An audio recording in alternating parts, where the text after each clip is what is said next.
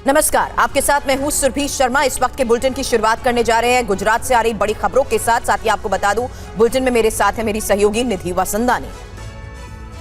भारी बारिश के बाद अब गुजरात में तूफान का खतरा मंडरा रहा है। ये पहली बड़ी खबर आपको बता दें, क्योंकि अरब सागर से गुजरात के सौराष्ट्र तट की तरफ बढ़ रहे चक्रवाती तूफान को लेकर खबर आ रही है, जहां 2 दिनों में तट पर तूफान टकरा सकता है। तो गुजरात में भारी बारिश से तबाही के बाद अब चक्रवात के खतरे को लेकर खबर बढ़ी है। आपको बता दें, अरब सागर से सौराष्ट्र और कच्छ क्षेत्र की तरफ बढ़ रहे तूफान को लेकर खबर आ रही है, जहां 11 जिलों में भारी बारिश की संभावना बनी हुई है।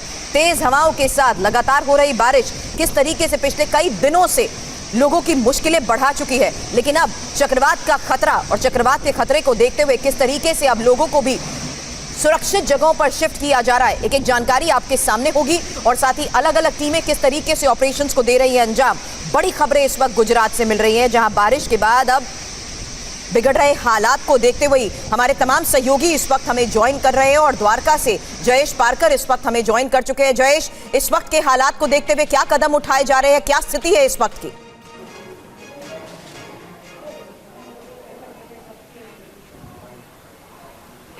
बिल्कुल, अगर देखा जाए तो पूरे गुजरात के अंदर अभी काफ़ी हालात ख़राब हैं। और आपने जैसे बताया 11 जिलों में रेड अलर्ट हैं और उससे ज़्यादा जो 22 ज़िले हैं उसमें येलो अलर्ट हैं। कुल मिलाकर देखा जाए अभी 30 लोगों से भी ज़्यादा की मौत हो चुकी हैं। जहाँ तक देखा जाए प्रशासन है, जो मुख्य यहाँ की सिटीज़ हैं वहाँ पे काफ़ी अच्छे इंतजामात हुए हैं, लेकिन भारी बारिश की वजह से अभी गुजरात के राजकोट, जामनगर, देवभूमि, द्वारिका, ये जो सारे इलाके हैं वहाँ पे ज़्यादा अभी खाना खराबी हो चुकी है। और कच्छ में अभी खतरा मंडरा रहा है, जो ट्विस्टर आने वाला है उसकी वजह से भी प्रशासन अभी काफ़ी अलर्ट है। लेकिन जो बारिश है वो 5 दिनों तक लगातार गिरती रही और उसके बाद अभी जो हालात हैं उसकी वजह से लोग काफ़ी प्रभावित हुए हैं। अभी हम देवभूमि द्वारका के जो खंभाड़िया तहसील है वहाँ पे हैं और वहाँ पे अभी आप देख रहे हैं शेल्टर होम में बहुत से जो लोग हैं वो यहाँ पे आसरा ले रहे हैं। और ज़्यादातर लोग जो मजदूरी काम करने के लिए आए थे वो लोग यहाँ पे अभी आसरा ले चुके हैं। यूपी से ये सारे मजदूर यहाँ पे आए थे, लेकिन ये यहाँ पे फंस गए हैं।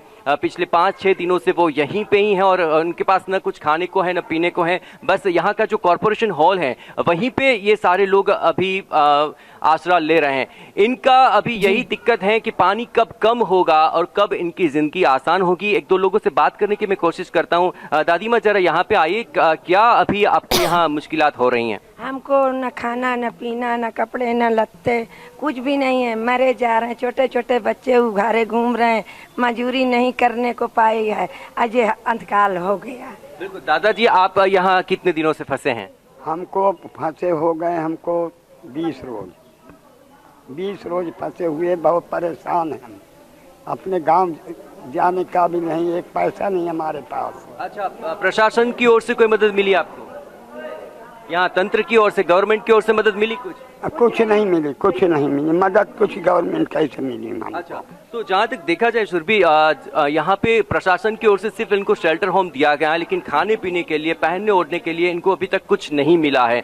और अभी देवभूमि द्वारका वो जिला है जहाँ पे सबसे ज्यादा बारिश गुजरात में इस बार गिरी है। पिछले 4 दिनों में यहाँ 36 इंच से भी ज्यादा बारिश गिर चुकी है। यहाँ के मुख्य जो 4 तहसील हैं, खंभालिया, भाणवड़, कल्याणपुर, द्वारिका, इन सभी में जो सारे ग्रामीण क्षेत्र हैं वो जलमग्न है। खासकर तौर पर जो जाम रावल और जाम सलाया ऐसे गांव हैं जो पूरी तरह से पानी के अंदर ग्रस्त हैं। इतना ही नहीं, आर्मी को बुलानी पड़ी। अभी तक यहाँ पे एनडीआरएफ की टीम ने 90 से ज्यादा लोगों को बचा लिया है। आर्मी का एक दस्ता भी यहाँ पे है। ओवरऑल गुजरात में अगर देखा जाए 18,000 से भी ज्यादा लोगों को रेस्क्यू किया गया है। और बिल्कुल जयेश, आप बता रहे हैं कि किस तरह से अरब सागर से सौराष्ट्र तक ये तूफान कहर बरपाएगा, लेकिन 20 दिनों से लोग सिर्फ बाढ़ और बारिश की वजह से परेशान हैं। गुजरात के लिए दोहरी मार है। बहुत बहुत धन्यवाद जयेश, स्थिति बताने के लिए, लोग कितने परेशान हैं ये स्थिति लोगों तक पहुंचाने के लिए। और आपको बता दें, देवभूमि द्वारका से लेकर अहमदाबाद तक यानी गुजरात के कई जिले में इस वक्त बाढ़ का कहर है। बाढ़ से तबाही मची है। सेना और एनडीआरएफ की टीमें लगातार रेस्क्यू ऑपरेशन में जुटी हुई हैं। जल प्रलय की ये तस्वीरें गुजरात के अहमदाबाद की है। जिंदगी बाढ़ से संघर्ष कर रही है। वडोदरा, जामनगर, द्वारका, राजकोट, मोरबी और भुज में कमोबेश ऐसे ही हालात हैं। हर तरफ पानी ही पानी है। लोगों को संकट से निकालने के लिए सेना लगी है। जवानों ने रेस्क्यू ऑपरेशन भी शुरू कर दिया है। बाढ़ पीड़ितों को एयरलिफ्ट किया जा रहा है। लगातार ऑपरेशन जारी है। हेलीकॉप्टर के जरिए किन विपरीत परिस्थितियों में ये जवान काम कर रहे हैं, उसका अंदाजा आप इस तस्वीर से लगाइए। देखिए, बाढ़ के बीच से नाव के जरिए कुछ लोगों को यहाँ तक लाया गया। आप देख सकते हैं कि नाव को पानी जैसे डुबोने पर ही आमदा है। इस बीच हेलीकॉप्टर पहुँचता है। नाव में सवार लोगों को एयरलिफ्ट करने के लिए जवान उतरता है और फिर एक बाढ़ के बीच से लाए गए लोगों को एयरलिफ्ट किया जाता है। इनमें कई महिलाएं और बच्चे भी हैं। भारतीय सेना ने यहाँ से 200 से अधिक लोगों को बाढ़ग्रस्त इलाकों से सुरक्षित स्थानों पर पहुँचाया है। इस बीच भारतीय तटरक्षक दल भी अहमदाबाद में जमीन और समुद्र दोनों जगहों पर लोगों को बचाने में जुटा है।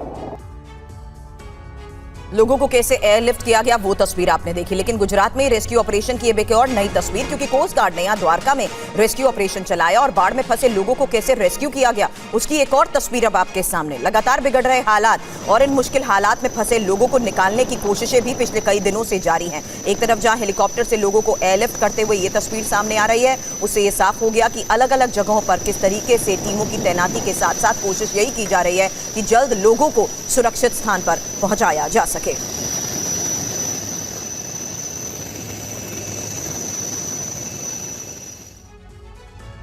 और देवभूमि द्वारिका के जाम सलाया का अब आपको हाल दिखाने जा रहे हैं, जहां स्थानीय लोगों के घरों के अनाज पानी में डूब चुके हैं। अनाज के दाम दोगुने हो चुके हैं। लोगों की शिकायत है कि उन तक प्रशासनिक मदद अब तक पहुंची नहीं है। TV9 संवाददाता जयेश पारकर की एक और रिपोर्ट दिखाते हैं। देवभूमि द्वारका का ये है जाम सलाया के, जहां पर 3 दिनों से पानी भरा पड़ा है और ये जलमग्न परिस्थिति है। आप देखिए, यहाँ विकास की बात करें, एजुकेशन की बात करें, रोजगारी की बात करें, मानो बारिश में सारा ढह चुका है, बह चुका है। यहाँ पे बारिश थोड़ी रुकी है, आंखें थोड़ी झुकी हैं, आंखें नम हैं और जीवान पे बहुत सारे सवालात हैं। क्या पूरी जिंदगी हमें ऐसे ही गुजारनी है? पास में ये या औरी पीर की दरगाह बोलते हैं, इनके पीछे इधर पूरा आग लगी ना, उधर पानी फुल भरा हुआ है। रेलवे स्टेशन विस्तार जो है वहाँ भी ऐसा स्टेशन ये बाज में, उधर तो मतलब समझो कि अभी 1 महीना तो होगा ही उधर पानी इतना सारा। पूरे गांव की जो स्थिति है वो तो आप देख ही रहे हैं, जलमग्न परिस्थिति है और इन परिस्थितियों में उनको जीना मजबूरन जीना पड़ रहा है। और आप देखिए, महिलाएं, बच्चे, बूढ़े, इन सबको ज्यादा दिक्कतें हो रही हैं। ना इनको स्वास्थ्य की कोई सुविधा मिल पा रही है, खाने पीने की चीज नहीं मिल पा रही है, प्रशासन की ओर से भी अभी उनको कोई सहूलियत नहीं मिल पाई है। हर साल की ये बात है। और देवभूमि द्वारका के लिए अगले 24 घंटे काफी अहम है। मौसम विभाग ने यहाँ भारी बारिश का अलर्ट जारी किया है। हालांकि कुछ जगहों से पानी उतरने की वजह से ही आवागमन शुरू हुआ है। TV9 भारतवर्ष की एक और ग्राउंड रिपोर्ट देखिए। एक कृष्ण की द्वारिका थी जो समंदर में डूब गई, लेकिन जो बाहर है वो द्वारिका भी अभी पानी पानी है। देवभूमि द्वारिका के जो 4 मुख्य तहसील हैं, उनमें अभी जनजीवन काफी प्रभावित है। NDRF की ओर से 90 से ज्यादा लोगों को अभी रेस्क्यू कर लिया गया है। ओखा कोस्ट गार्ड ने भी अभी समंदर में फंसी एक छोटी सी नाव में से 3 मछुआरों को रेस्क्यू किया है। ये जो हम आपको रास्ता दिखा रहे हैं, इसी रास्ते पर भारी पानी भरा हुआ था, लेकिन अभी ये रास्ता खुल पाया है। यहाँ से जो मुख्य मथक है राजकोट, जामनगर, वहाँ से जाने के लिए इसी रास्ता का उपयोग किया जाता था, लेकिन भारी बारिश की वजह से ये पूरा जो रास्ता था पानी के अंदर चला गया था और इस नदी में इतना भारी पानी था जो अब धीरे धीरे करके उतर रहा है। आगामी जो 24 घंटे हैं वो भी काफी मुश्किलात भरे हो सकते हैं। अभी देवभूमि द्वारिका और उसके मुख्य 4 तहसील, उसमें रेस्क्यू ऑपरेशन चल रहा है, लेकिन हर जगह बर्बादी का मंजर सामने आ रहा है। वहीं अगले 2 दिन भी द्वारिका के लिए बहुत भारी है। द्वारका के जाम सलाया खाड़ी क्षेत्र में 4500 से ज्यादा मछुआरों का परिवार रहता है। भारी बारिश में घाट पर 10 से 12 नावें क्षतिग्रस्त हो गई हैं। लोग सरकार से मदद की गुहार लगा रहे हैं। संवाददाता जयेश पारकर की ये ग्राउंड रिपोर्ट देखिए। देवभूमि द्वारका के जाम सलाया जेटी विस्तार में मैं यहाँ पे आ चुका हूँ और यहाँ पे आप देखो 600 से ज्यादा बोट आई हुई हैं और यहाँ पे 3 से 4 बोट का भारी नुकसान हुआ है, लाखों का नुकसान हुआ है और जो बोट मालिक हैं उनकी पूरी जीवन भर की जो ये मूड़ी है वो तहस नहस हो चुके हैं। कुछ गुजारा नहीं है, इससे है और सरकार हमें कोई राहत दे तो हमारा काम चल जाए। जामसरा जेटी पे ये आप जो पीछे गोडाउन देख रहे हैं वो अभी बंद हालात में है। इतनी मुश्किल परिस्थितियां हैं लेकिन फिर भी ये मछुआरों को खोलकर नहीं दिया जाता, यही मुश्किलात हैं। नुकसान तो ऐसा हुआ है कि अभी पूरा बोट इधर पार्क करने का ऑर्डर मिला हमको फिशरीज तरफ से। ओखा मकवाना साहब इंस्पेक्टर है वहाँ के। हम लोग भी वेट कर रहे हैं। अभी जो फिशरमैन का तकरीबन 9 से 11 बोट टूट गया है, बिल्कुल टोटल लॉस हो गया है। तो हम लोग भी ये चाहते हैं कि भाई कौन इसका भरपाई करेगा, अगर फिशरमैन ऑलरेडी लोन ले चुका है। मुआवजे की बात सरकार से यहाँ के लोग कर रहे हैं। सबसे बड़ी बात ये है कि अगर प्राकृतिक आपदा में आप प्रशासन की ओर से मछुआरों को मदद नहीं मिल पाएगी तो आखिर वो जाएंगे कहाँ। अब खेड़ा की ग्राउंड रिपोर्ट आपको दिखाएंगे। हालात का जायजा लिया TV9 भारतवर्ष संवाददाता धर्मेंद्र कपासी ने। चारों तरफ पानी है, सब कुछ पानी के आगोश में है। देखिए कैसे बेजुबानों को भी से जूझना पड़ रहा है। किसी तरह इनके मालिक इन्हें बचाने की कोशिश कर रहे हैं। लोग किसी तरह से इन्हें ऊंची जगहों पर रख रहे हैं। चारे के जुगाड़ के लिए भी काफी संघर्ष करना पड़ रहा है। यहाँ से 8 किलोमीटर आगे सीढ़ी नदी है, वहाँ से पानी तालाब में ओवरफ्लो होने से यहाँ पे पानी आ गया है। पूरे गांव के अंदर पानी बहुत सारा है, सबके मकानों के अंदर भी पानी है और सबको तकलीफ बहुत ज़्यादा पड़ रही है। दूध की तकलीफ है। आप तो बुजुर्ग इंसान है, पहले ऐसे कभी हादसा हुआ था ऐसा? नहीं, 2005 में हुआ था। अच्छा, कितने दिन के बाद पानी निकला था गांव में से? ये 4-5 दिन तक लगता ही है। कई जगहों पर 5 फीट तक पानी भरा है। लोग थर्मोकोल और ट्यूब के सहारे आ जा रहे हैं। नागरिकों की सरकार और तंत्र से एक उम्मीद है कि जो कोई सहायता उसे मिले तो उसका जीवन जो है वो सुधर सके। और गुजरात के द्वारिका, वडोदरा, पोरबंदर के अलावा भुज और खेड़ा में भी हालात भयानक हैं। आपको रिपोर्ट दिखाते हैं। कुछ इलाके ऐसे हैं जो पूरी तरह से डूबे हुए नजर आ रहे हैं। गुजरात के कच्छ इलाके की ये तस्वीरें हैं जहां भुज में बारिश का कहर जारी है। तेज हवाओं के साथ बारिश हो रही है। हवा इतनी तेज है कि बारिश के बीच छाते थम नहीं रहे। देखिए कैसे ये दोनों महिलाएं हालात से जूझ रही हैं। सड़कें नदी बन गई हैं, गाड़ियों ने जल समाधि ले रखी है। ये बस देखिए खतरे को चुनौती देते हुए आगे बढ़ रही है। प्रशासन के मुताबिक NDRF की 2 और टीमें आज रेस्क्यू ऑपरेशन में जुटेंगी। फिलहाल अपने स्तर से बाढ़ के बीच फंसे लोगों को निकालने में जुटे हैं। ट्रैक्टर के सहारे जुगाड़ कर लोगों को निकाला जा रहा है। वहीं करीब 10 लोगों को देखिए इस घर से बाहर निकालकर सुरक्षित जगहों पर ले जाया जा रहा है। भारी बारिश की वजह से खेड़ा में भी बाढ़ से हालात गंभीर हो गए हैं। आलीशान इमारतों से लेकर गांव की झोपड़ी तक ऐसा लगता है कि बारिश ने जैसे खेड़ा का बेड़ा गर्क कर रखा हो। लास्ट 3 दिन से भारी बारिश हो रही है, उसकी वजह से यहाँ सेड़ी नदी और वात्रक नदी का पानी जो है उसका पानी बढ़ के पूरे गांव में, खेड़ा गांव में आ चुका है।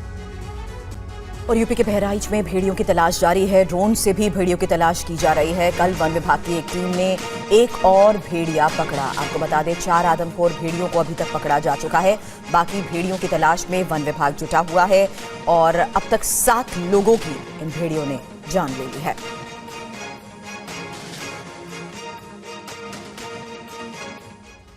और आपको बता दें अब तक 4 आदमखोर भेड़िए पकड़े जा चुके हैं, लेकिन गांव में खौफ दहशत अब भी बरकरार है। सुनिए गांव वालों का क्या कुछ कहना है। भेड़िया क्या बहुत डर है, लेकिन लाठी डंडा लेकर किसी हालत में जाते हैं खेत को, जाए ना तो बाल बच्चे क्या खाएंगे। डर बना हुआ है? जी जरूर, डर तो है नहीं। डर भेड़िया क्या है, भेड़िया डर तो है खतरों का डर था। तो वह वहाँ आदमी सब परेशान है, कर्मचारी सब वह दौरा घूमत है, यह सब है। और बहराइच में पकड़ा गया एक और आदमखोर भेड़िया, जिसके बाद लोगों ने राहत की सांस ली है। यही वो आदमखोर भेड़िया है जिसको लेकर कहा जा रहा है कि इसने कई बच्चों को अपना शिकार बनाया। इंसानी खून का स्वाद उसने ही कई और भेड़ियों को बुलाकर लगाया था। अब ये पिंजरे में कैद है। बहराइच में आतंक का पर्याय बने भेड़ियों के झुंड में शामिल एक भेड़िए को वन विभाग की टीम ने सिसैया गांव में कल पकड़ा। इसके साथ ही 4 भेड़िए अब तक पकड़े जा चुके हैं। बाकी झुंड में शामिल 2 अन्य भेड़ियों की तलाश की जा रही है। अभी सफलता का ये है कि ये पता चल गया, अगर है तो भी हमारी सफलता है। ये पता चला कि अभी इधर नहीं है, वो भी हमारी सफलता है कि कम से कम हम दूसरे क्षेत्रों में अब ढूंढ सकते हैं। इलाके में खौफ का कारण बने भेड़ियों के झुंड के हमले में अब तक 7 लोगों की मौत हो चुकी है। वन विभाग द्वारा जारी एक बयान के मुताबिक भेड़ियों ने 35 से अधिक गांव के निवासियों को आतंकित कर रखा है। मुख्यमंत्री योगी आदित्यनाथ ने स्थानीय समुदाय की सुरक्षा सुनिश्चित करने के लिए वन विभाग के अधिकारियों के प्रयासों की सराहना की है। और पुनीत इस वक्त हमारे साथ लाइव जुड़ रहे हैं ये बताने के लिए कि जो रेस्क्यू चल रहा है, जो अब बाकी बचे भेड़िए हैं, क्या वो कैसे शिकंजे में फंसेंगे और वन विभाग की टीम कैसे काम कर रही है। पुनीत, क्या कुछ अपडेट आज का है, क्योंकि अब तक 4 भेड़िए कब्जे में आ चुके हैं, लेकिन गांव वालों की दहशत अभी कम नहीं हुई है। 4 आदमखोर भेड़िए जरूर पकड़ लिए गए हैं और जो कल पकड़ा गया था चौथा भेड़िया, उसको गोरखपुर के जू भेज दिया गया है। लेकिन ऑपरेशन लगातार जारी और यही वजह है कि सुबह 5 बजे से एक बार फिर ऑपरेशन शुरू किया गया था। पूरी रात जो वन विभाग की टीम और पीएसी थी वो जंगलों में भेड़ियों को ढूंढती रही और उसके बाद सुबह 5 बजे कालूपुरवा एक गाँव है, उसके आसपास भेड़िए को देखा गया। हालांकि जो ड्रोन है उसके जरिए उस पर नजर रखने की कोशिश की जा रही है, लेकिन फिलहाल ये भेड़िया ट्रेस नहीं हो सका है। एक और गाँव है सिसैया के पास में जहां कल पकड़ा गया था, वहां पर भी देर रात जो है भेड़िए के होने की खबर मिली थी, उसको ट्रेस करने की कोशिश की गई, लेकिन भेड़िया पकड़ में नहीं आया। फिलहाल उम्मीद की जा रही है कि सिर्फ 2 ही भेड़िया हैं जो बचे हुए हैं और ये अभी आसपास के जो जंगल आप देख रहे हैं, इन्हीं जंगलों में पीछे की तरफ कहीं हो सकते हैं और यही वजह है कि अब इन भेड़ियों को एक तरफ लाने की कोशिश की जा रही है और इसके लिए धमाकों का भी इस्तेमाल किया जा रहा है ताकि इनको पकड़ा जा सके। फिलहाल वन विभाग की 12 टीमें लगातार जंगलों के अंदर जो भेड़िया है उसको पकड़ने का इस वक्त ऑपरेशन चला रही है और कोशिश यही है कि जो बाकी के 2 भेड़िए हैं वो आज के आज ही पकड़े जा सकें। बहुत बहुत शुक्रिया पुनीत आपका ये ताज़ा अपडेट बताने के लिए। इस इलाके में अब भी बताया जा रहा है, जैसे कि पुनीत बता रहे, 2 से 3 भेड़िए और हैं जिन्हें पकड़ा जाना जरूरी है और यहाँ पर एक तरह से वन विभाग की टीम की 11 टीमें वन विभाग की लगी हुई हैं ताकि भेड़िए कब्जे में आ सके। शुक्रिया आपका पुनीत। एक और बड़ी खबर सिंधुदुर्ग में शिवाजी की मूर्ति गिराने के मामले को लेकर है, जहां पुलिस ने कलेक्ट्रेट कॉन्ट्रैक्टर को अब गिरफ्तार कर लिया है। चेतन पाटिल नाम के आरोपी की गिरफ्तारी को लेकर इस वक्त खबर आ रही है। कोल्हापुर से गिरफ्तारी के बाद सिंधुदुर्ग इसे लाया जाएगा। तो एक बार फिर से बता दें, इस वक्त की ये बड़ी खबर है जहां कॉन्ट्रैक्टर की इस मामले में गिरफ्तारी हुई है और चेतन पाटिल है इस आरोपी का नाम जिसकी गिरफ्तारी हुई है और कोल्हापुर से गिरफ्तारी के बाद सिंधुदुर्ग इसे लाया जाएगा। तो पूरे मामले की जिस तरीके से जांच की जा रही है और आश्वासन भी दिया गया कि इस पूरे मामले की तह तक जाकर दोषियों के खिलाफ सख्त कार्रवाई होगी, उसी के तहत फिलहाल आपको बता दें सिंधुदुर्ग में शिवाजी की मूर्ति गिरने को लेकर यह खबर आ रही है, जहां पुलिस ने अब कॉन्ट्रैक्टर की गिरफ्तारी की है। हालांकि पूरे मामले की जा रही जांच के बारे में हमारे सहयोगी राजीव इस वक्त हमें ज्वाइन कर चुके हैं, उनसे इस बारे में जानकारी लेते हैं। चेतन पाटिल आरोपी की गिरफ्तारी और कोल्हापुर से गिरफ्तारी के बाद इसे सिंधुदुर्ग लाया जाएगा। हालांकि मामले की जांच को लेकर और क्या अपडेट राजीव इस बारे में? देखिए, चेतन पाटिल और जयदेव आप्टे 2 लोगों के खिलाफ एफआईआर दर्ज हुई थी। दोनों की तलाश सिंधुदुर्ग की लोकल क्राइम ब्रांच की टीम कर रही थी। 7 टीमें बनाई गई थी, 2 टेक्निकल एनालिसिस के लिए और 5 टीम जो है लगातार इनको सर्च कर रही थी। आपको बता दें कि जो सर्च टीम है वो गोवा तक पहुंची थी, क्योंकि ऐसे भी इनपुट थे जयदेव आप्टे या चेतन पाटिल जो है वो महाराष्ट्र से बाहर भी जा सकते हैं और गोवा जा सकते हैं, क्योंकि नियर बाय स्टेट गोवा था। फिलहाल कोल्हापुर से गिरफ्तारी हुई चेतन पाटिल की। चेतन पाटिल का रोल इस मूर्ति को बनाने में एज ए स्ट्रक्चरल कंसल्टेंट के तौर पे था, जो कि जयदेव आप्टे के साथ में मिलकर उन्होंने इस मूर्ति का निर्माण किया था। लेकिन अब सिंधुदुर्ग लाया जा रहा है, लोकल क्राइम ब्रांच की टीम उनको ला रही है। कागजी कार्रवाई करने के बाद में संभवतः आज ही कोर्ट में पेश भी किया जा सकता है। सबसे महत्वपूर्ण बात यह है कि अपने घर पर नहीं थे, घर वालों से लगातार पूछताछ की जा रही थी, घर वालों के संपर्क में भी नहीं थे, लेकिन पुलिस ने अपने इंटेलिजेंस के आधार पर उनको गिरफ्तार किया है। लेकिन जयदेव आप्टे जो कि मुख्य आरोपी है इस पूरे मामले की, उनकी पत्नी का भी बयान बीती रात ही थाने में दर्ज किया गया है कल्याण इलाके में। लेकिन जयदेव आप्टे अब भी फरार है, उनकी तलाश चल रही है। शुक्रिया, नजर बनाए रखें, आगे भी इस बारे में आपसे अपडेट लेंगे। राजीव हमारे सहयोगी बता रहे थे किस तरीके से मूर्ति गिराने को लेकर अभी तक पुलिस पूरे मामले की जांच में जुटी हुई है, लगातार टीम से इस पूरे मामले की जांच में जुटी हुई है। और इससे पहले आपको बता दें, छत्रपति शिवाजी महाराज की मूर्ति ढहने के मामले में महाराष्ट्र सरकार ने 2 कमेटियां गठित कर दी हैं। मुख्यमंत्री एकनाथ शिंदे ने कहा है कि विपक्ष इस मुद्दे पर राजनीति न करें। महाराष्ट्र में शिवाजी महाराज की मूर्ति पर सियासी महाभारत जारी है। राज्य सरकार ने मूर्ति टूटने की जांच के लिए 2 कमेटी गठित की है। मुख्यमंत्री एकनाथ शिंदे ने कहा है कि विपक्ष इस पर राजनीति ना करे। इसमें राजनीति ना करें। ये शिवाजी महाराज जी का प्रतिमा जो है वो जल्द से जल्द वहाँ लोगों की भावना जो है जल्द से खड़ा हो जाए, इसलिए आप सहयोग करो, इसमें सिर्फ राजनीति ना करें। शिंदे ने ये भी कहा कि शिवाजी महाराज हमारे भगवान हैं। मैं एक बार नहीं 100 बार उनसे माफी मांगता हूँ। वहीं कांग्रेस सांसद वर्षा गायकवाड़ ने कहा कि मूर्ति टूटना शिवाजी का अपमान है। इसके लिए पीएम मोदी महाराष्ट्र की जनता से माफी मांगे। का स्वागत के लिए, स्मारक के लिए जल पूजन का आयोजन किया था। वो स्मारक तो अभी तक बन भी नहीं पाया मोदी जी। और जो स्मारक आपने मालवण में राजकोट किले पे बनाया वो तो 8 महीने में धस हो गया। इसके अंदर भ्रष्टाचार है, ये साबित हो चुका है। आपको मुंबई में कल आ रहे हैं, पहले तो आप महाराष्ट्र और मुंबई की जाहिर माफी मांगिए, फिर ही आप महाराष्ट्र में आइए। और आज महाराष्ट्र दौरे पर जाएंगे प्रधानमंत्री मोदी। पीएम महाराष्ट्र को कई सौगात देंगे। वधावन बंदरगाह परियोजना की आधारशिला रखेंगे। 76,000 करोड़ रुपए की बंदरगाह परियोजना है ये। और ग्लोबल फिनटेक फेस्ट 2024 को संबोधित करेंगे प्रधानमंत्री नरेंद्र मोदी। महाराष्ट्र में होने वाले विधानसभा चुनाव से पहले प्रधानमंत्री नरेंद्र मोदी राज्य को खरबों का सौगात देने वाले हैं। पीएम मोदी आज महाराष्ट्र दौरे पर जा रहे हैं। मोदी महाराष्ट्र में कई परियोजनाओं का उद्घाटन और शिलान्यास करेंगे। पीएम मोदी ने खुद सोशल मीडिया एक्स पर महाराष्ट्र दौरे की जानकारी दी। पीएम मोदी ने कहा कि मैं 30 अगस्त को महाराष्ट्र के लोगों के बीच रहने के लिए उत्सुक हूँ। मैं मुंबई और पालघर में कार्यक्रमों में हिस्सा लूंगा।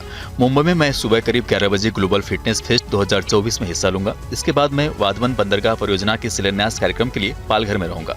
ये एक बहुत ही महत्वपूर्ण परियोजना है जो बंदरगाह आधारित विकास और महाराष्ट्र की प्रगति के प्रति हमारी प्रतिबद्धता को दर्शाती है। महाराष्ट्र दौरे पर पीएम मोदी का क्या क्या कार्यक्रम है, इन्हें भी जानते हैं। पीएम मोदी सुबह 11 बजे मुंबई में जियो वर्ल्ड कन्वेंशन सेंटर में ग्लोबल फिटनेस फेस्ट 2024 को संबोधित करेंगे। इसके बाद लगभग 1:30 बजे पालघर के सिडको ग्राउंड में विभिन्न विकास परियोजनाओं का उद्घाटन और शिलान्यास करेंगे। पीएम मोदी वधावन बंदरगाह की आधारशिला रखेंगे। वहीं समाजवादी पार्टी इस बार महाराष्ट्र में चुनावी मैदान में उतरने की तैयारी कर रही है। इसे लेकर अखिलेश यादव ने लखनऊ में कल एक अहम बैठक भी की है। समाजवादी पार्टी के मुखिया अखिलेश लोकसभा चुनाव में मिली जीत के बाद उनका फोकस महाराष्ट्र के चुनाव पर है। कल की बैठक में अखिलेश यादव ने 4 नेताओं को मुंबई और महाराष्ट्र का प्रभारी नियुक्त किया। विधानसभा में विपक्ष के नेता माता प्रसाद पांडे, विधायक इंद्रजीत सरोज, तूफानी सरोज और लकी यादव को प्रभारी बनाया गया। प्रभारी तय करने में भी अखिलेश ने सामाजिक समीकरण यानी अपने पीडीए वाले फॉर्मूले का ध्यान रखा। 2 दलित, 1 पिछड़ा और 1 ब्राह्मण को उन्होंने महाराष्ट्र में चुनाव की तैयारी की जिम्मेदारी दी है। बैठक में महाराष्ट्र के प्रदेश अध्यक्ष अबू आसिम आजमी भी शामिल थे। बैठक में चुनाव को लेकर लंबी चर्चा हुई। बताया जाता है कि इसमें यह फैसला किया गया कि समाजवादी पार्टी महाविकास आघाड़ी के साथ गठबंधन में चुनाव लड़ेगी। मुंबई में विधानसभा की 22 ऐसी सीटें हैं जहां उत्तर भारतीय वोटरों का दबदबा है। सीटों के बंटवारे को लेकर अभी समाजवादी पार्टी की महाविकास आघाड़ी से कोई बातचीत नहीं हुई है। बातचीत से पहले समाजवादी पार्टी अपना होमवर्क पूरा कर लेना चाहती है। अखिलेश यादव भी जल्द ही मुंबई का दौरा करेंगे। और यूपी उपचुनाव की 10 विधानसभा सीटों में कांग्रेस ने 5 की मांग की है। वहीं समाजवादी पार्टी ने हरियाणा और महाराष्ट्र में सीटों की मांग करके इंडिया गठजोड़ की सियासत को ही गरमा दिया है। उत्तर प्रदेश में 10 विधानसभा सीटों पर उपचुनाव होने वाला है। जिन 10 सीटों पर चुनाव हो रहे हैं वहां कांग्रेस का कोई भी सिटिंग विधायक नहीं था। इसके बावजूद कांग्रेस ने समाजवादी पार्टी से 5 सीटें मांगी है। कांग्रेस के बाद अब समाजवादी पार्टी ने भी हरियाणा में 3 से 5 और महाराष्ट्र में 10 से 12 सीटों की डिमांड की है। यूपी में कांग्रेस को सीटें देने से पहले समाजवादी पार्टी महाराष्ट्र और हरियाणा में उसका रुख भांपना चाहती है। वहीं कांग्रेस सूत्रों के मुताबिक हरियाणा कांग्रेस अकेले दम पर चुनाव में जाना चाहती है। कांग्रेस आप या समाजवादी पार्टी को सीटें देने के हक में नहीं है। पार्टी का मानना है कि इस वक्त हरियाणा में कांग्रेस का माहौल अच्छा है और उसे किसी गठबंधन की जरूरत नहीं है। ऐसे में प्रभारी दीपक बावरिया इस मामले को आला कमान पर छोड़ने की बात कह रहे हैं। वहीं महाराष्ट्र में महाविकास आघाड़ी यानी कांग्रेस, शिवसेना, उद्धव और एनसीपी शरद पवार के बीच समाजवादी पार्टी को गठबंधन में शामिल करने पर सहमति है, लेकिन 10 से 12 सीटें देने को वो तैयार नहीं। पिछले चुनाव में राज्य में समाजवादी पार्टी ने 2 सीटें जीती थी। वहीं उत्तर प्रदेश की 10 विधानसभा सीटों पर उपचुनाव होने वाले हैं। चुनाव की तारीखों का ऐलान भले अभी ना हुआ हो, लेकिन सियासी हलचल जबरदस्त तेज है। समाजवादी पार्टी का ये शिकायत पत्र है, जिसमें पार्टी ने बीजेपी सरकार पर चुनाव से पहले कर्मचारियों के फेरबदल करने का आरोप लगाया है। समाजवादी पार्टी ने कुंदुरकी विधानसभा, सिसामू विधानसभा के बाद अब मिर्जापुर के मझवा विधानसभा में गैर मुस्लिम बीएलओ की तैनाती करने का आरोप लगाया है। यहाँ के अधिकारियों की मिली भगत से इस तरह से बीएलओ का नाम काट करके, मुसलमानों का नाम, यादव का नाम, मौर्य का नाम काट करके और दूसरे अन्य जातियों का नाम जुड़ा जा रहा है। इससे चुनाव निष्पक्ष होने में बहुत दिक्कत है। ये लोग इस तरह की मानसिकता है, हम इसका पूरा विरोध करेंगे, चुनाव आयोग को लिखेंगे। पार्टी के जिला अध्यक्ष देवी प्रसाद चौधरी ने हटाए गए मुस्लिम और यादव बीएलओ के नामों की सूची भी जारी की है। आरोप है कि बीजेपी और अधिकारियों के मिली भगत से बीएलओ के नाम काटे जा रहे हैं। सरकार के दबाव में अधिकारी काम कर रहे हैं। इसकी शिकायत चुनाव आयोग से करेंगे। पार्टी ने कहा कि कार्रवाई नहीं होने पर वो चुनाव का बहिष्कार करेंगे। और हरियाणा के बीजेपी के 55 उम्मीदवारों के नाम तय। बीजेपी केंद्रीय चुनाव समिति की बैठक में मुहर लग गई है। बाकी बचे 35 उम्मीदवारों पर आज चर्चा होगी। टीवी9 के पास बीजेपी उम्मीदवारों की लिस्ट है। सीएम नायब सैनी लाडवा सीट से चुनाव लड़ेंगे और अंबाला कैंट से अनिल विज का नाम तय बताया जा रहा है। राव इंद्रजीत की बेटी आरती को अजेली से टिकट को लेकर भी खबर मिल रही है। तो बाकी बचे 35 उम्मीदवारों के नाम पर होगी चर्चा आज, लेकिन इससे पहले अभी तक जो बैठक का दौर चल रहा था उसमें यह साफ हो गया कि बीजेपी केंद्रीय चुनाव समिति ने अब 55 उम्मीदवारों के नाम पर नाम तय कर लिए हैं।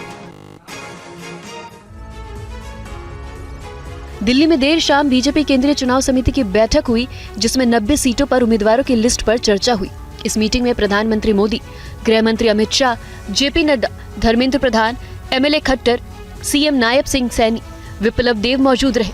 मीटिंग में 55 सीट पर उम्मीदवारों के नाम पर फैसला हुआ है, जबकि बाकी बचे नाम बीजेपी अध्यक्ष के साथ बैठक में तय होगा। केंद्रीय चुनाव समिति की मीटिंग के बाद टीवी9 को एक लिस्ट मिली है, जिसमें बीजेपी के संभावित 21 उम्मीदवारों के नाम है। आपको बताते हैं इस लिस्ट के मुताबिक कौन कौन से बड़े चेहरे कहां से लड़ेंगे।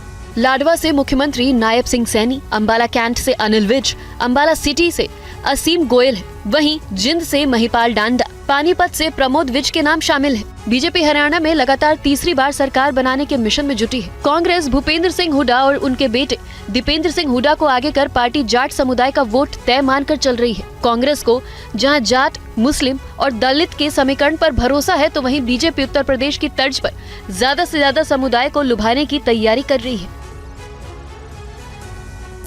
वहीं हरियाणा में चुनाव से पहले सीएम को लेकर घमासान जारी है। आला कमान ने साफ कह दिया है कि चुनाव के बाद विधायकों की राय के बाद ही सीएम के नाम पर फैसला होगा। हरियाणा चुनाव से पहले कांग्रेस में घमासान जारी है। सांसदों को विधानसभा चुनाव नहीं लड़ाने के फैसले के बाद हुड्डा विरोधी खेमे ने आला कमान को 2 टूक कह दिया है कि चुनाव बाद सीएम हुड्डा ही होंगे। ये संकेत ठीक नहीं है। सूत्रों के मुताबिक बाद में हुड्डा विरोधी खेमे ने आला कमान को कहा कि प्रभारी हुड्डा के साथ है। उनके बयान हुड्डा को सीएम उम्मीदवार होने का संकेत दे रहे हैं। इससे पार्टी बीजेपी के जाट वर्सेस अन्य के मुद्दे को भुनाने में कामयाब होगी। विरोधी गुट ने कहा है कि इससे 2024 में साथ आया दलित वोट भी छिटक सकता है। विरोधी गुट की शिकायत के बाद आला कमान ने प्रभारी बावरिया को ताकीद किया कि विधानसभा चुनाव के बाद विधायकों की राय लेकर आला कमान सीएम का फैसला करेगा। चुनाव में किसी को सीएम उम्मीदवार नहीं घोषित किया जाएगा। सीएम बनने के लिए विधायक होना जरूरी नहीं है। पार्टी ने इसके जरिए शैलजा सुरजेवाला को साधने की कोशिश की है। सूत्रों के मुताबिक हुड्डा परिवार और गांधी परिवार के बीच जो भी चर्चा हो, लेकिन फिलहाल चुनाव के दौरान पार्टी सामूहिक नेतृत्व को सामने रखने की रणनीति पर चलेगी। और हरियाणा के पूर्व सीएम भूपेंद्र सिंह हुड्डा से जुड़े मामले में ईडी ने कार्रवाई की है। एनफोर्समेंट डायरेक्टोरेट ने 834 करोड़ की संपत्ति कुर्क की है। चुनाव के पहले हरियाणा में ईडी ने बड़ी कार्रवाई की है।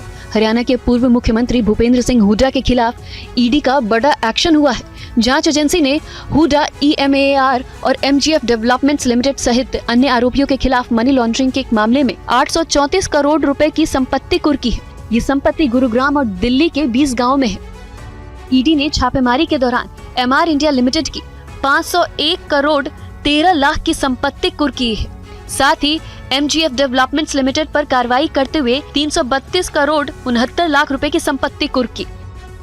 CBI द्वारा दायर FIR के आधार पर प्रवर्तन निदेशालय इस मामले की जांच कर रही है। FIR में हरियाणा के पूर्व मुख्यमंत्री भूपेंद्र सिंह हुड्डा, DTCP के तत्कालीन निदेशक Trilok Chandra Gupta, messrs MR MGF land limited और 14 अन्य क्लोनाइजर कंपनियों के खिलाफ कार्रवाई की गई थी। आरोप है कि जमीन मालिकों से सस्ते दामों पर जमीन लेकर 2 कंपनियों को दिए गए थे, जिससे जमीन मालिकों की ही नहीं बल्कि सरकार को भी नुकसान हुआ था। और चुनाव आयोग को दिए गए रिपोर्ट के जरिए यह खुलासा हुआ है कि TMC ने, तृणमूल कांग्रेस ने कई नेताओं को चुनाव लड़ने के लिए लाखों रुपए दिए थे। तृणमूल कांग्रेस ने वरिष्ठ नेताओं अभिषेक बनर्जी, महुआ मोइत्रा और शत्रुघ्न सिन्हा समेत अपने 48 उम्मीदवारों को 2024 के लोकसभा चुनाव लड़ने के लिए 75 लाख रुपए दिए थे। उम्मीदवारों को किए गए भुगतान पर पार्टी के व्यय विवरण के अनुसार उसने चुनाव लड़ने वाले उम्मीदवारों पर 3 करोड़ 60 लाख रुपए खर्च किए। ये रिपोर्ट 7 जून को निर्वाचन आयोग को दिया गया था। बताया जाता है कि TMC ने अपने 3 उम्मीदवारों को कुल 60 लाख रुपए से कुछ अधिक दिए, जिनमें 2 दिल्ली से और 1 गुजरात से उम्मीदवार थे। गुजरात के भरूच से आप के उम्मीदवार चेतर भाई वसावा को 30 लाख रुपए दिए गए थे। चुनाव प्रचार पर उम्मीदवार के खर्च की एक सीमा होती है, लेकिन राजनीतिक दलों के लिए ऐसी कोई सीमा नहीं होती। जनवरी 2022 में निर्वाचन आयोग की सिफारिश के आधार पर खर्च की सीमा विधानसभा चुनाव के लिए 28 लाख रुपए से बढ़ाकर 40 लाख रुपए कर दी गई थी, जबकि लोकसभा चुनाव के लिए बड़े राज्यों में 90 लाख रुपए और छोटे राज्यों के लिए 75 लाख रुपए किए गए थे। चंपई सोरेन आज बीजेपी में शामिल होंगे। चंपई के समर्थक भी सदस्यता ग्रहण करेंगे। बाबूलाल मरांडी की अध्यक्षता में कार्यक्रम होगा।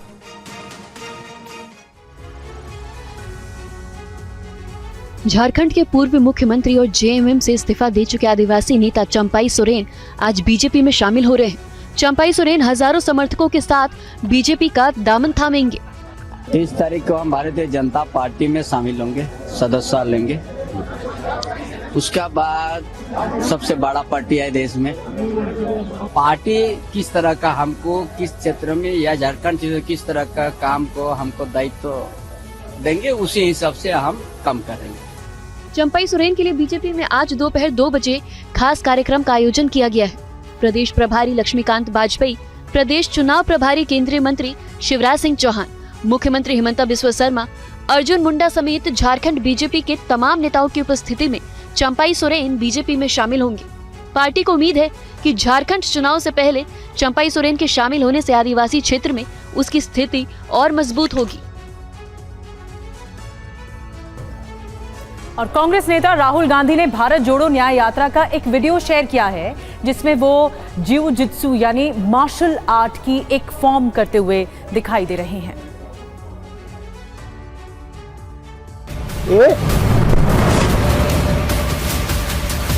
ये करना है। इसका दूसरा तरीका वही चीज बट बिना कंधे के, डायरेक्ट इस पे।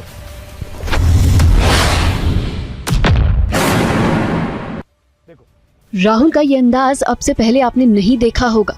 नेता प्रतिपक्ष राहुल गांधी ने ये वीडियो जारी करते हुए कहा है कि भारत जोड़ो न्याय यात्रा के दौरान उन्होंने शिविर स्थल पर हर शाम जिउ जित्सु का अभ्यास करना शुरू किया था। दिनचर्या के बीच शहरों के लोग और युवा मार्शल आर्ट के छात्र भी साथ आ गए थे। स्टंट डालनी पड़ रही है ना। अब ये देखो, छोटी फिंगर से उड़ा दूंगा। क्यों? क्योंकि हर एक बेस की स्ट्रॉन्ग पॉइंट होती है, वीक पॉइंट होती है। राहुल ने कहा है कि ये वीडियो जारी करने का मकसद लोगों को अपनी ऊर्जा के पहचानने और लोगों को सुरक्षात्मक कलाओं के बारे में प्रेरित करना है। पकड़ने आऊंगा, ठीक है? बट लोग कैसे खेल रहे हो आराम से। और केंद्रीय मंत्री गिरिराज सिंह ने ट्रेन हादसों के लिए खास समुदाय को जिम्मेदार ठहराया। उन्होंने कहा कि ये संयोग नहीं, प्रयोग है। गिरिराज ने विपक्षी दलों से सवाल किया। भारत में इधर जितने डिरेल्ड हुए और ये खास समुदाय के मुसलमान ही थे। आपने सुना केंद्रीय मंत्री गिरिराज सिंह क्या कह रहे थे। वो देश में हो रहे रेल हादसों के लिए एक खास समुदाय को जिम्मेदार ठहरा रहे हैं। वो कह रहे हैं कि इधर जितने भी हादसे हुए हैं उसे अंजाम देने वाले खास समुदाय के मुसलमान थे। गिरिराज सिंह ने राहुल गांधी पर प्रहार करते हुए कहा कि अब उनकी जुबान क्यों बंद है।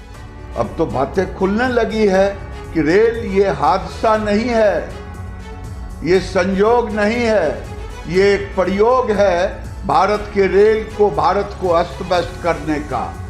इस समय न राहुल गांधी की जुबान खुलेगी, न लालू यादव की, न तेजस्वी की। गिरिराज सिंह सवाल उठा रहे हैं कि रेल हादसे वही क्यों होती है जहां मुस्लिम आबादी है। ये वहीं क्यों हो रहा है जहां जहां मुस्लिम आबादी होती है। आपको बता दें कि आतंकी फरतुल्ला ने वीडियो जारी कर ट्रेन की पटरियों को उखाड़ने की धमकी दी थी। और कानपुर में सीएम योगी आदित्यनाथ के मंच से एक वीडियो वायरल हो रहा है। वीडियो में एक सांसद सोते हुए दिख रहे हैं। कौन है वो सांसद, देखिए इस रिपोर्ट में। आप जब जाएंगे मतदाता के पास तो मतदाता को बताएंगे जब शासन की योजनाओं के बारे में, तो मतदाता आपके साथ जरूर जुड़ेगा। हमारी समस्या क्या है, हम हर चीज का समाधान मान लिए हैं कि साहब स्मार्टफोन से ही हो जाएगा। नहीं हो सकता है, हमें घर घर जाना पड़ेगा, घर घर संपर्क करना पड़ेगा। छोटा सीएम योगी आदित्यनाथ का ये वीडियो वायरल है जिसमें योगी आदित्यनाथ बीजेपी नेताओं को जनता के दिल में जगह बनाने के गुर बताते रहे, चुनाव में जीत का मंत्र सिखाते रहे। लेकिन नेता कितने संजीदा हैं आप देख सकते हैं। आदित्यनाथ का संबोधन चलता रहा और ये साहब नींद के आगोश में डूबे रहे। ये कोई और नहीं बल्कि अकबरपुर के सांसद देवेंद्र सिंह भोले हैं। बेफिक्र सो रहे हैं। देवेंद्र सिंह भोले ये भूल गए कि वो सीएम के साथ बैठे हैं, उस मंच पर बैठे हैं जिस पर बीजेपी कार्यकर्ताओं की नजर है। उन्हें देखकर लोग सीखेंगे, उनका अनुसरण करेंगे। तो मतदाता को बताएंगे जब शासन की योजनाओं के बारे में। और बंगाल के राज्यपाल एक बार फिर दिल्ली दौरे पर हैं। आज गृह मंत्री अमित शाह से राज्यपाल की मुलाकात हो सकती है। आपको बता दें, राज्य के मौजूदा हालात पर रिपोर्ट सौंप सकते हैं। तो इस वक्त की ये बड़ी खबर है, जहां गृह मंत्री अमित शाह के साथ गवर्नर की मुलाकात। बंगाल के राज्यपाल दिल्ली दौरे पर एक बार फिर, और अमित शाह से उनकी मुलाकात को लेकर खबर यह कि राज्य के मौजूदा हालात पर रिपोर्ट सौंप सकते हैं। और इस बीच कोलकाता कांड पर सियासत लगातार गर्म है। बीजेपी नेताओं ने राज्य में कानून व्यवस्था को लेकर राज्यपाल से मुलाकात की है। वहीं सीबीआई ने आरजी कर मेडिकल हॉस्पिटल के मेडिकल कॉलेज के 2 सिक्योरिटी गार्ड्स का पॉलीग्राफ टेस्ट कराया है। कोलकाता के आरजी कर अस्पताल में महिला डॉक्टर के साथ रेप और हत्या मामले में विरोध प्रदर्शन जारी है। इस मामले को लेकर सियासत भी गर्म है। बीजेपी और टीएमसी के बीच बयानबाजी का दौर भी जारी है। सीबीआई इस मामले के तह तक जाने के लिए लगातार जांच कर रही है। वहीं कोलकाता पुलिस ने सोशल मीडिया और टीवी चैनलों पर प्रसारित हो रहे उन दावों का खंडन किया है जिसमें कहा गया था कि रेप और हत्या के बाद महिला डॉक्टर के शव को ढकने के लिए इस्तेमाल की गई चादर का रंग जांच के दौरान बदल दिया गया था। Are available with us. I can unequivocally say that the color of the bed sheet or the material that was used to cover the body was blue in color. We have heard that it has been claimed that the color may have been green or some other color, but it is not so. And whatever data was there with us, it has been duly handed over to CBI. And the same records, I'm sure, are with them. You can get it cross-checked from that agency. Kolkata कांड पर नबन्ना विरोध प्रदर्शन के दौरान police lathi charge पर मानवाधिकार आयोग ने संज्ञान भी लिया है। और कोलकाता कांड के बाद आईएमए ने एक सर्वे करवाया है और इस सर्वे में पाया गया कि 35% महिला डॉक्टर्स नाइट शिफ्ट करने से डरती हैं। एक डॉक्टर ने तो ये भी बताया कि वो बैग में चाकू और स्प्रे रखती हैं। कुछ डॉक्टर्स बैड टच की शिकार हो चुके हैं। कोलकाता के आरजी कर मेडिकल कॉलेज में ट्रेनी डॉक्टर से रेप के बाद हत्या मामले के बाद से पूरे देश में महिला सुरक्षा पर सवाल उठ रहे हैं। कोलकाता कांड के बाद इंडियन मेडिकल एसोसिएशन ने एक ऑनलाइन सर्वे करवाया है। इस सर्वे में 22 राज्यों के डॉक्टर्स ने हिस्सा लिया, जिनमें 3,885 डॉक्टरों में से 35% से अधिक महिलाओं ने नाइट शिफ्ट काम करने में असुरक्षित महसूस करती हैं, ये बताया। डॉक्टरों ने माना कि नाइट शिफ्ट में काम करने पर उन्हें हमेशा डर लगा रहता है। सर्वे के दौरान एक डॉक्टर ने यह भी बताया कि वो हमेशा अपने हैंडबैग में एक फोल्डेबल चाकू और काली मिर्च स्प्रे रखती हैं क्योंकि ड्यूटी रूम एक अंधेरे और सुनसान गलियारे पर था। वहीं कुछ डॉक्टर्स ने इमरजेंसी रूम में गलत व्यवहार की शिकायत भी की। एक डॉक्टर ने बताया कि उसे कई बार भीड़ वाले इमरजेंसी रूम में बैड टच का सामना करना पड़ा है।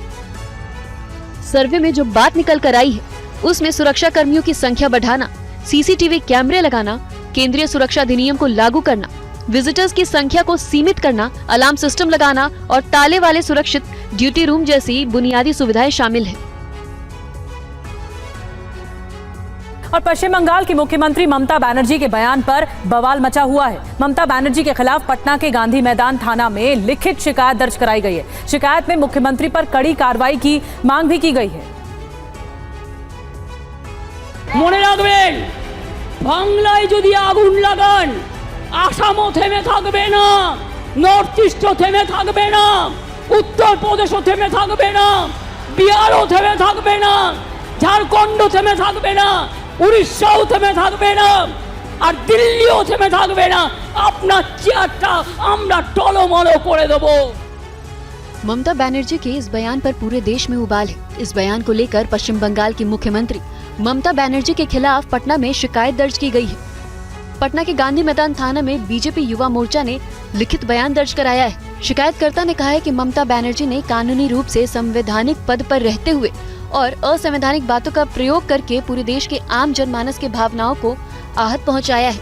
बीजेपी युवा मोर्चा ने मुख्यमंत्री ममता बनर्जी के खिलाफ कार्रवाई की मांग की है। शिकायत दर्ज कराया है और आग्रह किया है कि इनके विरोध कड़ी से कड़ी धाराएं लगाया जाए। एक संवैधानिक पद पर होते हुए असंवैधानिक बात करना ये कहीं उचित नहीं है।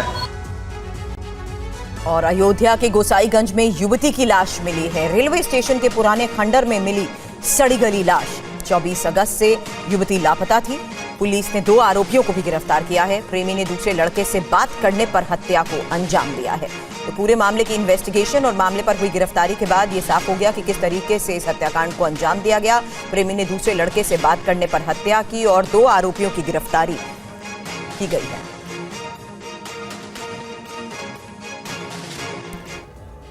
और यूपी के गाजियाबाद में रेप की एक घटना के बाद तनाव मचा हुआ है। घटना के विरोध में लोगों ने तोड़फोड़ और आगजनी की है। पुलिस ने हालात को काबू करने के लिए लाठीचार्ज किया।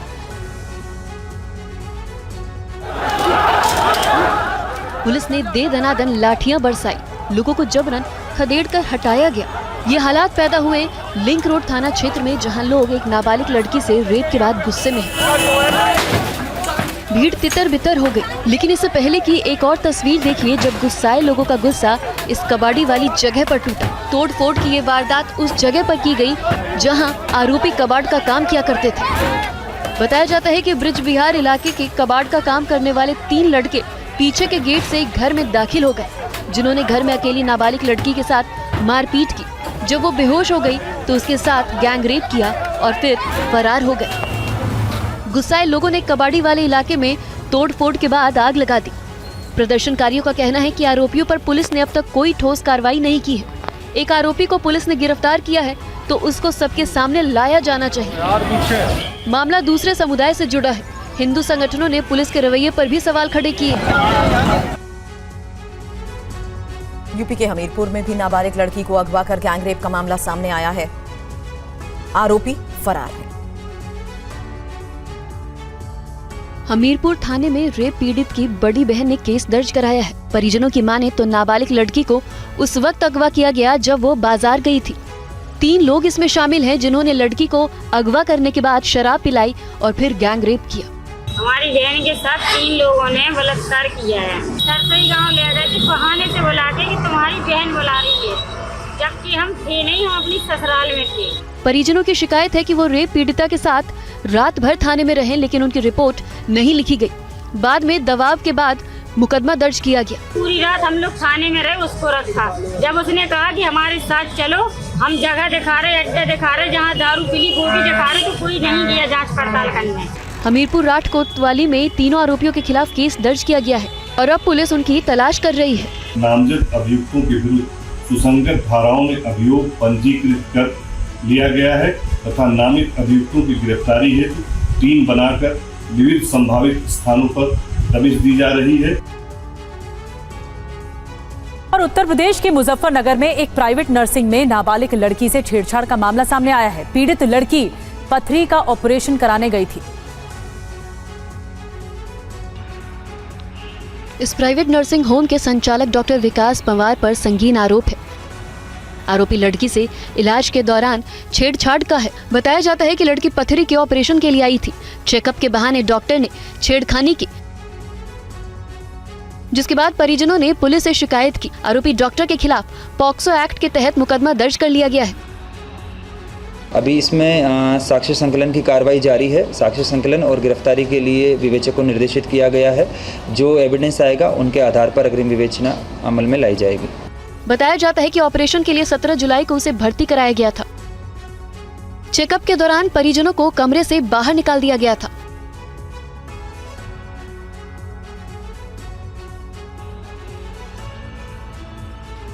पीड़िता को ऑपरेशन में लगाए गए टांकों से सेप्टिक हो गया था, जिसके चलते उसे पहले मेरठ और फिर उसके बाद दिल्ली भर्ती कराया गया, जहां उसका इलाज चल रहा है।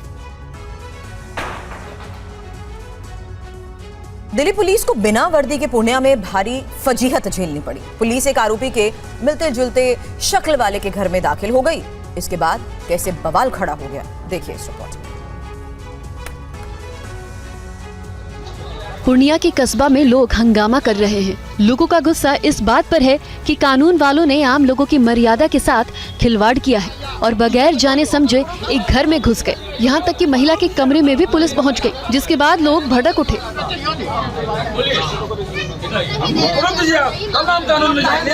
बताया जाता है कि पुलिस जबरन कृष्णा चौधरी नाम के युवक को गिरफ्तार करना चाहती थी, जबकि आरोपी विक्की ठाकुर नाम का आदमी था। गलती से वो कृष्णा चौधरी नाम के युवक के घर में चले गए। बिना वर्दी और बिना स्थानीय पुलिस और बिना वारंट के पहुंचे दिल्ली पुलिस को लोगों ने बंधक बना लिया। कस्बा थाना प्रभारी के पहुंचने के बाद लोगों को समझाया गया, लेकिन लिखित में दिल्ली पुलिस के माफी मांगने पर मामला शांत हुआ और बंधक पुलिस कर्मियों को छुड़ाया गया।